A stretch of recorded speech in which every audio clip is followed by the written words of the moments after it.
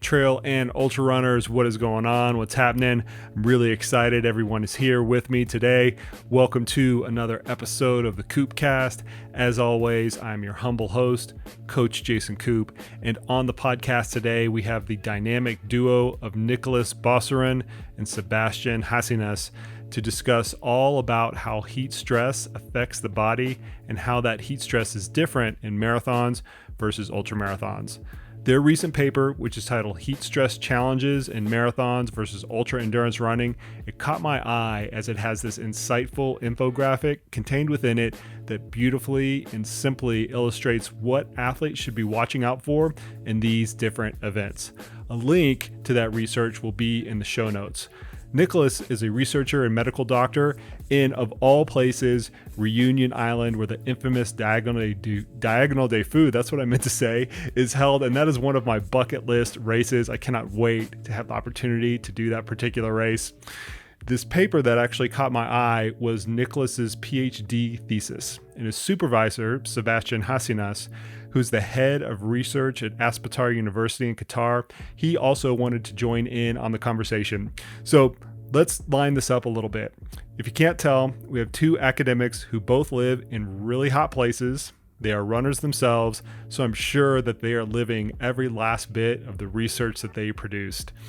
A little bit of a note before this podcast starts. English is not Nicolas's first language, but he was gracious enough to give this interview a go, and I appreciate the fact that he stuck his neck out there a little bit to give us some more information on heat stress. I promise you the content is worth it, so I'm going to get right out of the way. Here's my conversation with Nicolas and Sebastien all about heat stress and ultra endurance events. First off, I appreciate you guys being on. It's always interesting to coordinate these. You know, like it's just, we're obviously coordinating things from all over the world. First off, Sebastien, where are you coming to us from? So I'm a French originally from the south of France, from Montpellier in the south of France. But I left France 20 years ago, going to Guadeloupe for 3 to 4 years. And now I've been located in Qatar, in Middle East, since 2007. So for 14 years now. Excellent. And Nicolas, where are you coming to us from? Okay, I come from Toulouse in south of France too, but I'm in Reunion Island for 6 years now, I think. Trail running heaven, and also it's very great. The trail running out there is fantastic, and also more pertinent to this conversation, you guys get copious amounts of heat, and that's what we're going to talk about. So Nicolas, this was your PhD research, correct? That we're going to discuss. Yeah. Okay, perfect. Yeah. First off, like what inspired you to do that? And I'm guessing it has something to do with where you live, but your PhD research centered around the differences in the heat that athletes experience in a marathon course compared to trail and ultra running settings. What inspired you to do this research in the first place? To answer this question, I think first I have to explain why I started working on thermoregulation physiology in ultra-endurance running. And I've been living for Reunion Island for 6 years now. And this island is a French overseas department, a small island of 2,500 kilometers squares, which is located in the southwest of the Indian Ocean near to South Africa, and precisely near at the east of Madagascar. This island is classified as a UNESCO World Heritage Site since 2010. And in this small area, you have like the diversity of a continent. It's incredible. There are 3 calderas around the summit of Indian Ocean, le Piton des Neiges, at 3,070 meters.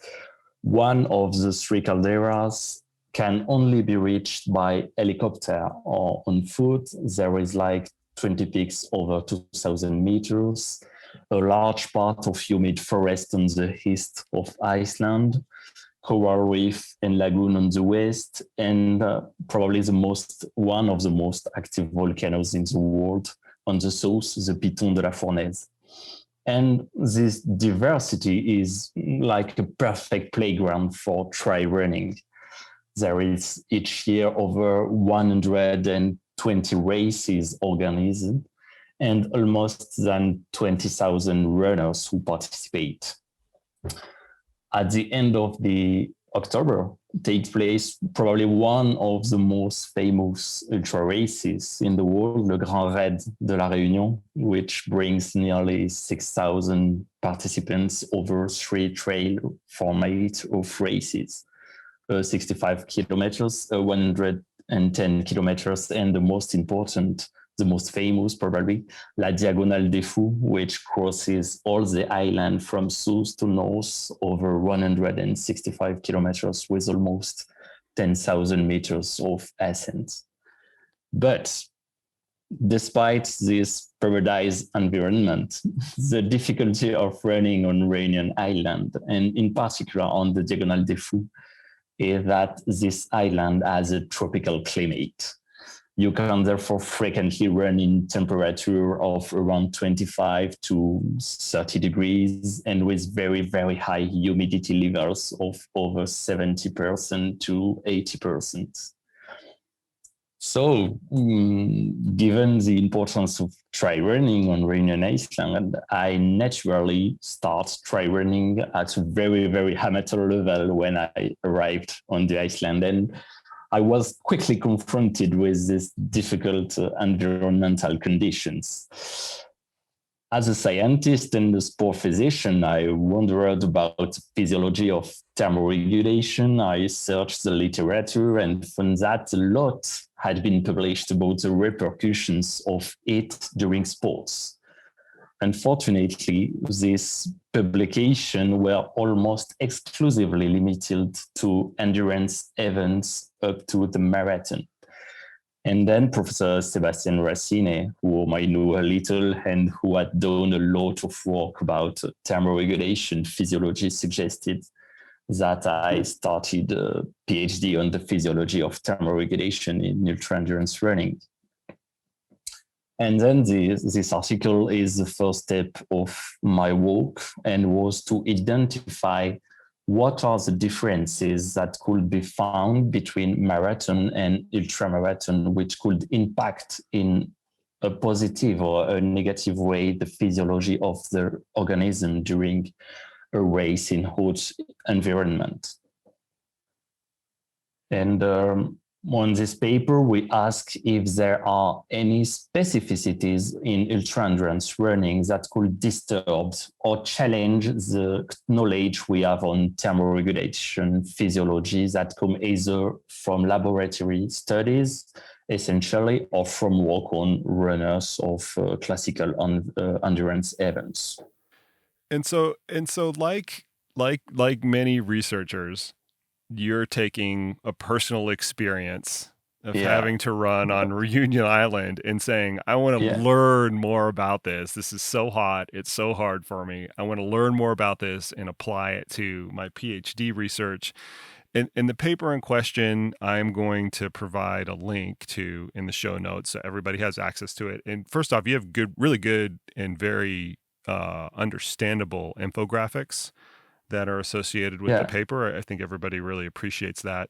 But let's start by just outlining the major thermoregulatory differences between a marathon and an ultramarathon, because they're more than meets the eye, and they're not a lot, and people are somewhat surprised, or they just don't think about it as much. So what are those major differences, Nicolas? I think to understand the main differences, it is important to review and to totally understand the physiology of the thermoregulation during exercise. How does the organism fight against it? What is important to understand is that the main thermal stress and the main source of heat to be evacuated is not linked to the environment, but to the runner himself. Indeed, 20 to 25% of energy released by hydrolyzing of ATP, adenosine triphosphate, the fuel of organism, is using for muscle contraction. That is to say about 70%, 75% to 80% does not contribute to external work, to muscle contraction, and is internally released as heat. This metabolic heat production needs to be dissipated to the environment to limit the increase in core temperature. This can be done by direct radiation, where the body dissipates heat in the form of infrared radiation to cooler objects or surface around it.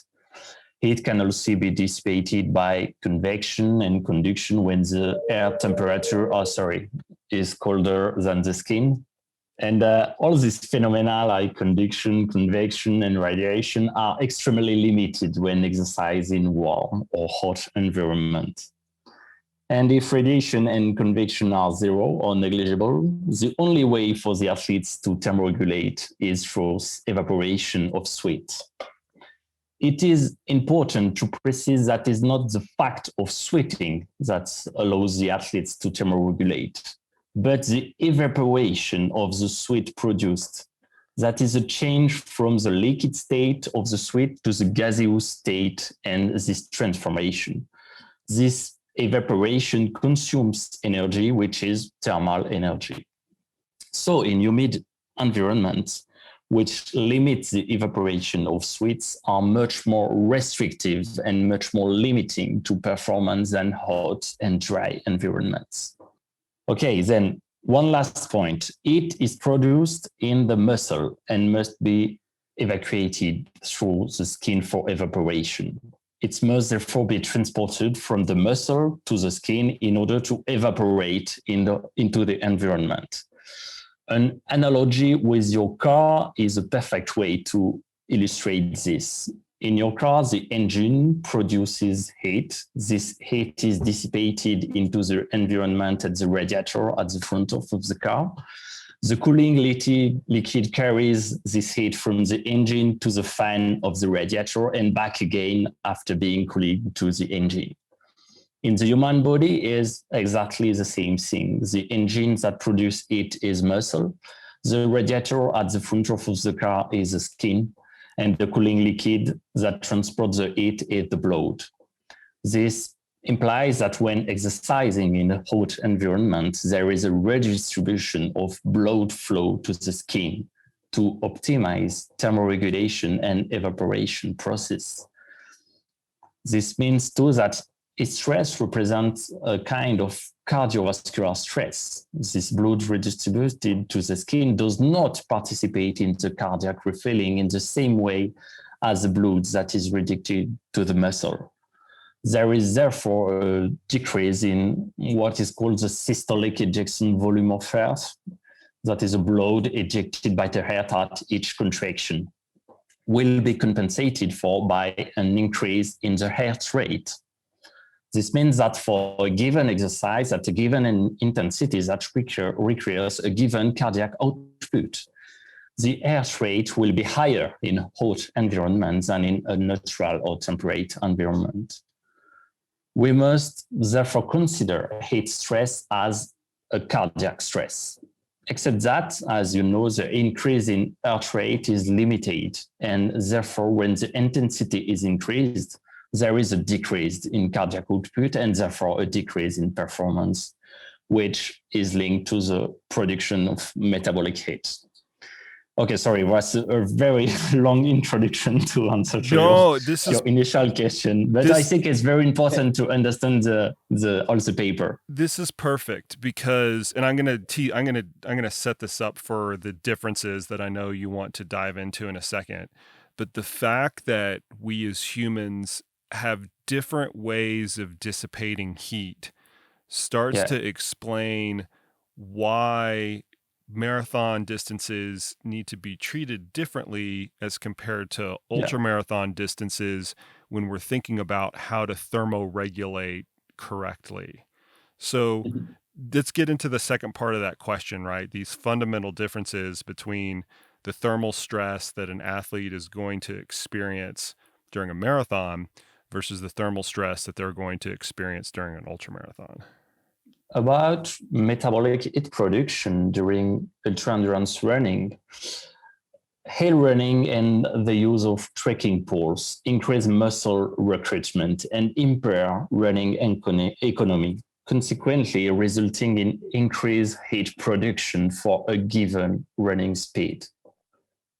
Furthermore, the low running pace and the long section of walking during ultra-endurance running limit self-generated wind velocity and convective cooling when compared with marathon running.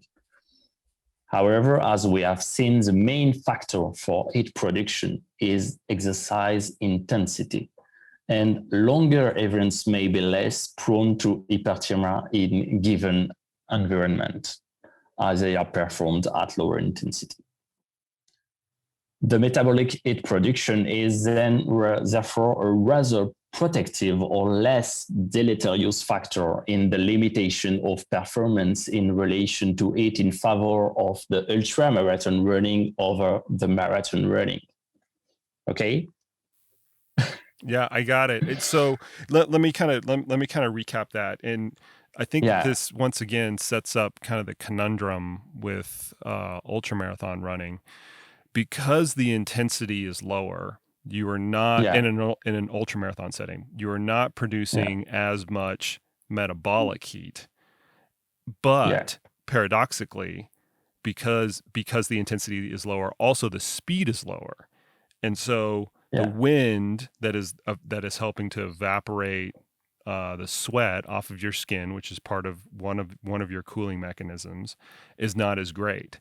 So you have this yin and yang. You have like this yin and yang effect, where the intensity is not contributing to the thermal stress as much, but the fact that you're going slower actually does contribute to the thermal stress in an ultramarathon event. It's perfect. Better than my explanation. I think we should also. Yes, Sebastien, please. If I may, we should also consider the duration of the event. One of the main differences between marathon and ultramarathon is duration and intensity of the event. And for a long time, for decades, we have been considering the duration only, because most of the studies in thermoregulation have been done with militaries or in occupational setting with a more constant load model. So for a long time, we thought that the duration was a risk factor, so that ultra-endurance athlete may be at a higher risk than endurance athlete. But it turned out that when you work with athletes, it's different than working in occupational setting. When you work with athletes, the main risk factor is the intensity. And that's something that became very clear, notably after the 2016 Cycling World Championship. We made some measurement of temperature in some of the elite athletes participating to the World Champ. And we saw that actually the same athlete could reach higher temperature in a time trial, that is a race of 40-45 minutes, than in a road race. A road race is 3 hours for the women, 6 hours for the men. So it was clear that for the same athlete, actually a shorter race was actually at a higher risk of reaching high temperature than a longer race. Hence, this question about marathon versus ultramarathon and the reason why we start this series of work. Yeah, and this actually came out, you guys are probably not aware of this. This actually came out in two earlier podcasts, now that I'm thinking about it. One of them with Alan McCubbin out of Australia, and the other one was Stavros Kouros, who's here in Arizona.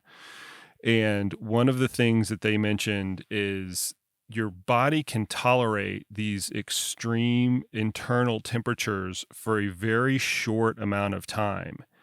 And if you're in those situations, certain cooling interventions make more sense than other cooling interventions in a situation where you're exposed to the heat for a long period of time. And the one that came up was a menthol mouth rinse, which is becoming more and more popular at the shorter events. Because what it does is it tricks you into thinking that you're cooler, but it doesn't actually reduce the thermal stress. So if you're in the situation like Sebastien, you were mentioning earlier, like a time trial situation where the event is only 40 minutes or 60 minutes, and you can tolerate a high amount of thermal stress for a short period of time, that menthol mouth rinse might be a good intervention because you're just tricking your body into thinking that it's cooler. But if you're in a longer event, and we're talking about ultramarathon, this is why it's not a good application in an ultramarathon event. If you're in a longer event where you can't tolerate that amount of thermal stress because of the duration, that type of intervention is probably counterproductive, because eventually you're gonna not be able to tolerate that high level of thermal stress because of the duration of things. Just wanted to comment on the menthol, because now it's quite a fashion intervention, and everybody's talking about menthol and so on. I have a bit of a different opinion than most people on that. As you said, menthol is just a perceptual intervention. It will not change your thermoregulation at all. So that means if somebody, as me, with just an amateur runner, go for a run in the heat, I don't feel very well, I slow down. If I take some menthol, I will probably feel better. I will probably go a bit longer or a bit faster. But when you look at elite athlete, the response is totally different. An elite athlete that is running to win a race is already motivated, is already at the limit of his physiological capacity, and taking or not taking menthol will not change anything to his performance. And that's we did a questionnaire very recently during the Doha World Championship, during the road race that were in hot ambient condition. And 1 to 2% of the athletes only were using menthol for pre-cooling or for mid-cooling. So it's really not something so common in elite athlete. This is more for amateur athletes. Yeah, that's a really interesting point that you bring, that the elite athletes are already highly motivated, and that trick isn't just because it is just a trick, is not going to be as effective for them. I appreciate that insight there. I'll put links in the show notes to those two podcasts, because we did discuss that aspect. But Nicolas, I kind of want to get back to the dialogue here and talk about something that is very unique to ultramarathons, and this is the duration. And we know that duration affects athletes in a number of different ways, but one of the ways, particularly in an ultramarathon setting, that makes it unique is that the duration provides the environment an opportunity to go through these big cycles of hot and cold. And if you think about a normal ultramarathon race, it starts in the morning. It's usually cold, except in Europe. For whatever reason, they wanted to start all these races in the evening in Europe. But most races in the US will start in the morning, where it's relatively cold. It'll then go through the peak of the afternoon, which is the hottest time of the day. And a lot of athletes are then finishing in the evening, where it's very cool. This changes the way that athletes can approach their thermoregulatory strategies. Why don't we talk about how the complexities of that and how it relates to the paper that you produced? This is an interesting question, but one that has been little studied to our knowledge in the literature. I will therefore be relatively brief, as these are just assertion and source, but how can being confronted with large variations in temperature and altitude have a specific influence on thermoregulation? That is the question. The first thing that can be said is the temperature variation are important, and specifically in Réunion Iceland, from 0 degree to 30 to 35 degrees, but not major.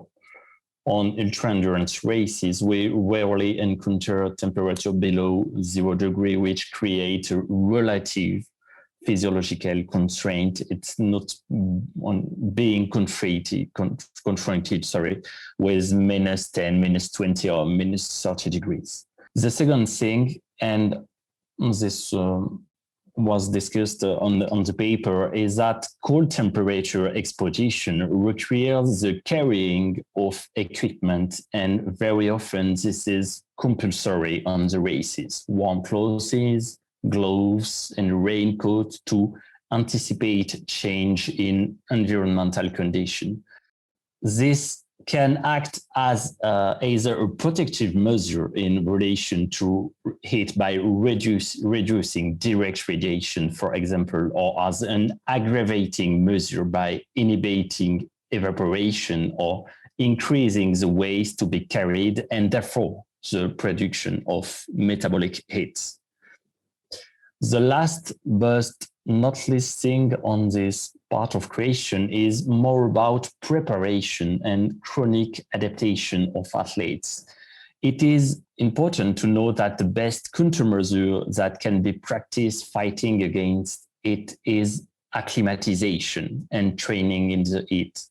It is indeed recommended before a race in hot environment to train in natural hot environment or in laboratory to protect health and improve performance. This allows for fixed intensity to reduce the heart rate, to decrease the skin and central temperature, to increase the sweat flow, and therefore to improve the work capacity. However, some athletes fear that heat training will have deleterious effects during temperate race or during passages in cold environments. Rest assured, there is no deleterious effect of heat training on performance in temperate or cold climate. Either it will have no effect or it will have a positive effect. So if there is a slightest chance or risk of it being hot, it is essential to train in the heat before an ultra-endurance running. And what, Nicolas, can I ask you, what are the limits of that? Because a lot of athletes will take that as, I should train in hot environments all of the time. Because if you present this proposition that it's either neutral or beneficial, they'll say, well, I need to layer up and run in my down jacket or run in my long sleeve shirt to increase the thermal stress not in a natural way, but in an unnatural way.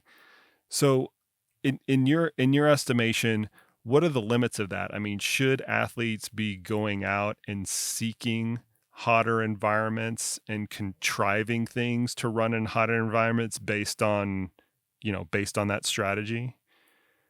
Oh, sorry. I think I need help. Yeah, that's fine. Sebastien, you want to jump in there? Thank you. Sorry, Jason. There will be two parts in my answer. The first one is that heat training is a stimulus at any other one, and it needs to be planned in your training year. So in the same way that you will go for an altitude training camp, for example, you can go for a heat training camp. Mm-hmm. You will not run only uphill, you will not run only downhill during the year, so you will also not run only in the heat. If you were only training in the heat, that will impact the training intensity. Because after a couple of hours, for example, or after even 30 minutes in the heat, the thermal stress, that is the cardiovascular stress, as Nicolas explained previously, will reduce your absolute training intensity. So you do not want to only run in the heat. That's the first part of the answer. The second part is planifying your training is the same for any type of training. You cannot be at the top all of the year. So you plan generally for 1 or 2 major races during the year. And your training is done in a way that you will have some hard training period, then you will have a taper, and then you will reach your peak at the time of the race. That's the same thing for the heat adaptation. If you want to maintain it constant throughout the year, then you will have an average level of adaptation all the year as you can have with your fitness. But you have to manipulate it in the same way you manipulate your fitness by trying to reach a peak of adaptation at the time of the race. I love that's a great answer, Sebastien, because I don't want athletes to come away with this and say, "Oh, I just need to train in a hot environment all the time."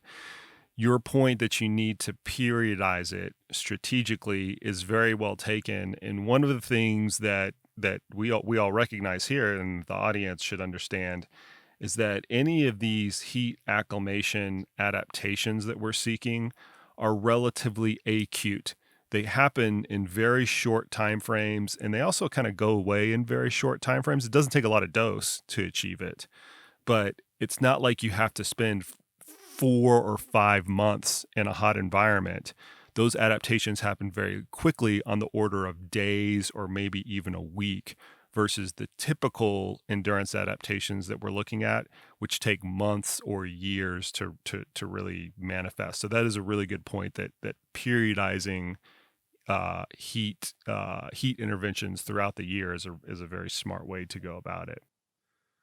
That's correct. In terms of timeline, just you will need 1 to 2 weeks of training in the heat in order to gain the adaptation, and you will retain some adaptation for up to 1 month after your heat training block. Yep, very good guideline right there. I think that illustrates it really well. Okay, so Nicolas, we're going to get back to you, because one of the other things in the paper that I thought was really interesting were this cascade of effects that can stem from dehydration and or poor hydration combined with thermal stress, because it's not just overheating that the athlete will ultimately experience. There's a cascade of effects that happens after all of these unfold. What can you say about that? Okay. I think beyond hydration and dehydration cascade, which is like a reflection of an imbalance in the body homeostasis, what must be understood is all the repercussion of it on organism. And it's important to know that heat can kill. Okay, it's difficult to say, but it's very deadly. You're right. It's very deadly. Yeah. Hot environmental conditions are responsible for more deaths than all other sources of environmental mortality combined: tsunami, fires, earthquakes. These heat strokes mainly affect subject at risk, like elderly or people with chronic pathologies, but it can also affect athletes with exercise-induced heat stroke. Heat stroke during the exercise is the second leading cause of death after cardiac arrest, and some authors even believe that the incidence of exercise-induced heat stroke is greatly underestimated and could be 10 times higher than that of cardiac arrest. So what happens when adaptive systems are overwhelmed?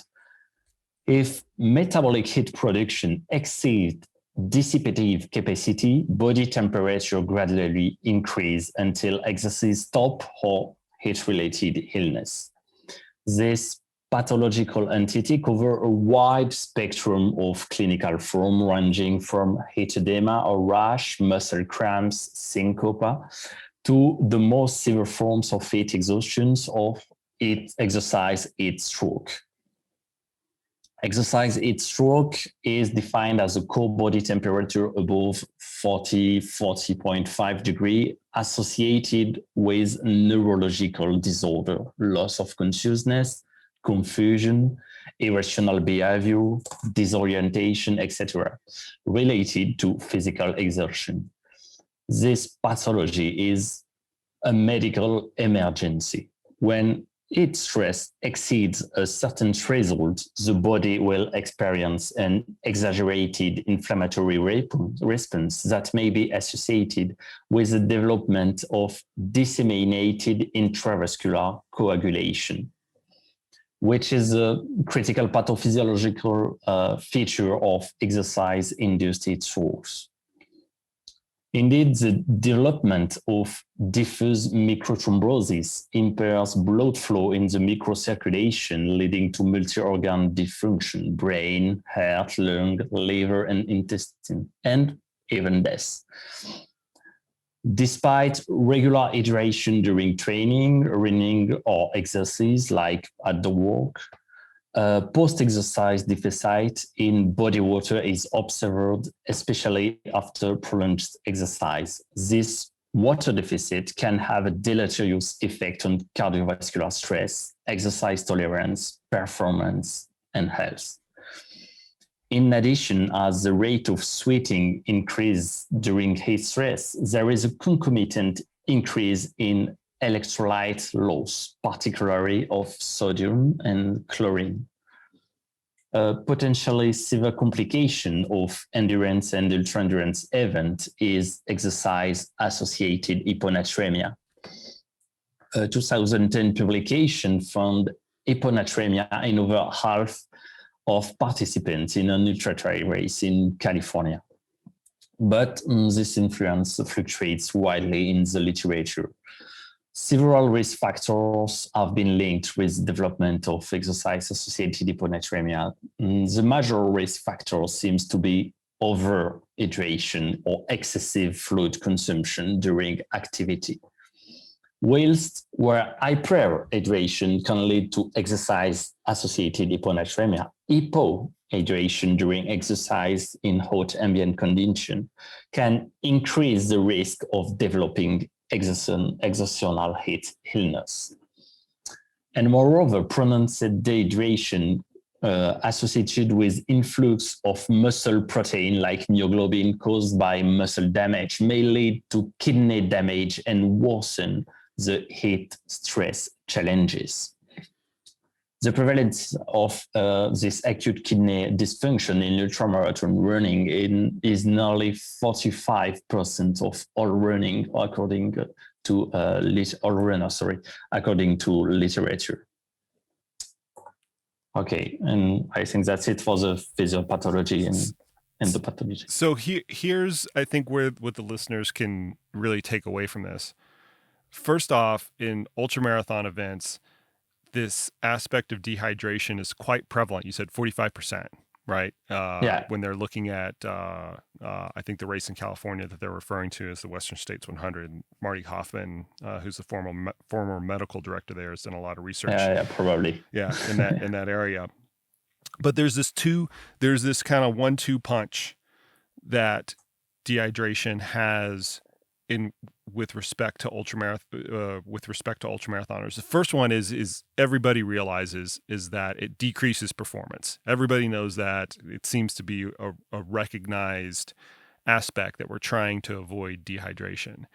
But the second thing is it actually decreases your thermal tolerance as well, which acts as a positive feedback loop, because that in turn decreases exercise performance also. And also, as you mentioned, Nicolas, can have serious, much bigger than performance, serious health consequences. I mean, people can die from it. Not that we're trying to be alarmist or anything like that. But on the flip side of it, hyponatremia, which is low blood sodium, is primarily driven by over drinking. And ultramarathoners have always been caught in this battle between staving off dehydration by consuming fluids and fluids with electrolytes and not consuming too much so that they end up hyponatremic. And it's not an easy problem for ultramarathoners to solve. As you know, the literature indicates, we see a lot of ultramarathoners at the end of races that are hyponatremic, and we see a lot of ultramarathoners at the end of races that are also dehydrated. And I'm kind of wondering, and Sebastien, you might need to jump into this. Why is this so difficult for runners to solve?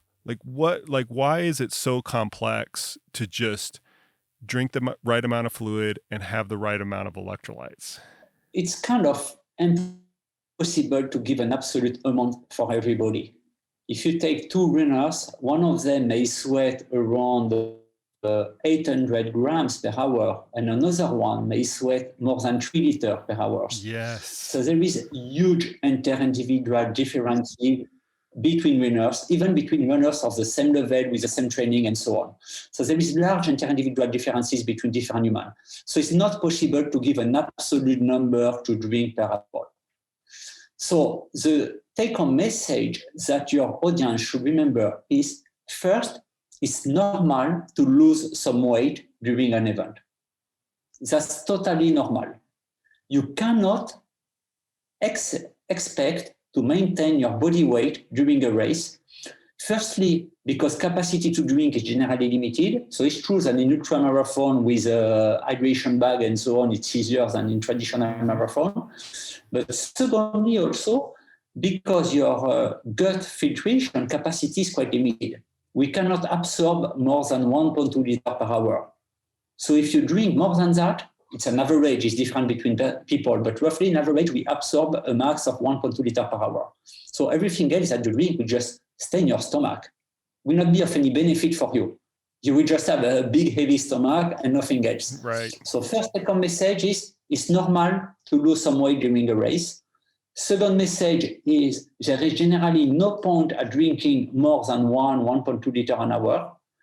And third message, drinking too much and gaining weight is absolutely not normal. Yes. If you're finishing a race with a higher body weight as you start the race, or even a training, that's a clear sign that you have been over drinking. Yes. You can do the test during training. Just jump on the scale when you before to go for your run and when you come back. And if you have been gaining weight, it's clearly a sign that you have been drinking too much. Sebastien, all those messages have been resonated in this podcast several times. I'm kind of laughing over at the other end of this. Absolutely. There is a huge individual variability, not only in people's sweat rate, but also in people's sweat sodium concentrations. And it becomes very difficult and tricky to pinpoint. Some of the old time runners will remember it wasn't that long ago that big races, at least here in the US, I know in Europe this has not been as common, but here in the US with big races such as the Western States 100 and the Wasatch 100, they used to weigh runners at certain aid stations. And if they were underweight by a certain percentage, and that percentage moved around over the years, they would either have to withdraw from the race or they would have to be held in the aid station until they got their weight up. We've now learned that gives runners a poor message, Sebastien, as you were alluding to, where runners should be losing a little bit of weight, especially in an ultramarathon over the course of time. How much is debatable, and this is what the research is trying to tease out, but a few percent, weight loss it should be expected in an ultramarathon setting, and we shouldn't try to be keeping people weight neutral in an ultramarathon setting. It is not only about how much, it is also about when to lose it. Because if you are getting dehydrated from the beginning of the race, then you will be dehydrated for the rest of the race, because during the race itself, it will be impossible to reverse the dehydration due to limited absorption capacity.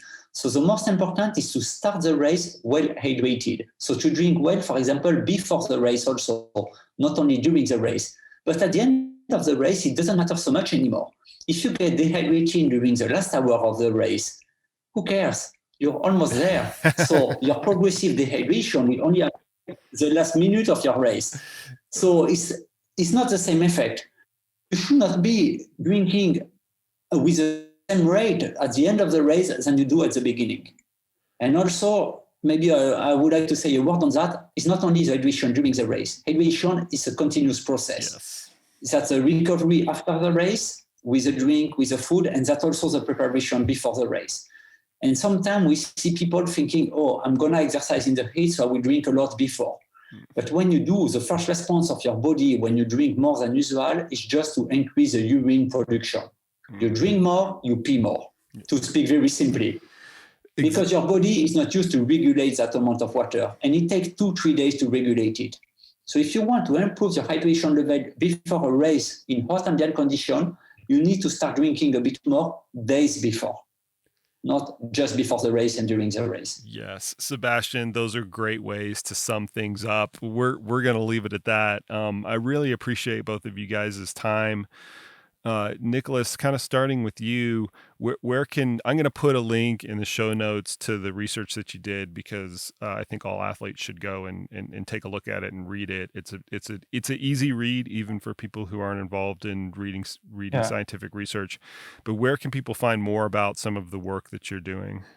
Well, we publish all the results of our work on Twitter, and we try to systematically popularize our articles in the form of didactic, understandable infographics. Or, of course, scientist articles are also available if you want. But I think you can find this on my Twitter account is at N Bouscaren, Bouscaren. Sorry.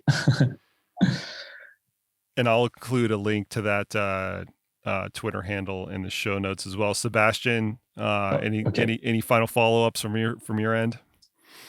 Yeah, so in addition of Twitter, that is always an interesting source of information. I will also redirect you toward the leaflet that was done by World Athletics regarding road race event. I appreciate that ultra endurance and road race event may be of a different world sometimes, but still there is some good and basic recommendation in this leaflet for amateur runners during mass participation event about how to manage heat stress and to prepare for the heat stress. And for the readers who are a bit more interested in the science behind it, a lot of educational material and resources have been published this year before the Tokyo Olympics.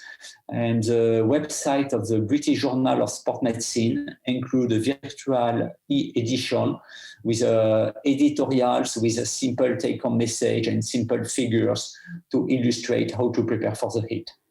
Excellent.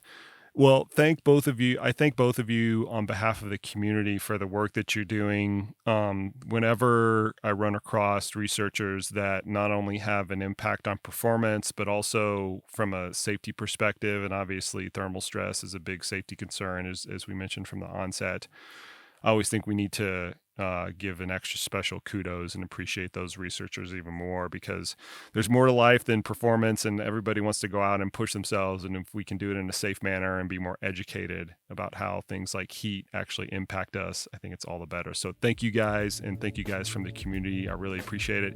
And Nicolas, in particular for you, I know you were nervous about the English part of this. You did fantastic. Yeah. Thank you. The listeners are going to love it. So I really appreciate you putting the time together to put some of these answers together for our listeners. Thank you, Jason. And there you have it, folks. Much thanks to Nicolas and Sebastien for coming on the podcast today. Nicolas, I really appreciate you going out on a limb with this one. I know that you're really nervous about English not being your first language, but I love the conversation. I hope that the listeners out there got a lot out of it. And I also appreciate the research that you have put into the space, because this concept of heat stress is something that ultra runners are always going to have to contend with, and we always will have to learn more and more about it in order to maximize performance. Appreciate the heck out of everybody listening today, and as always, we will see you out on the trails.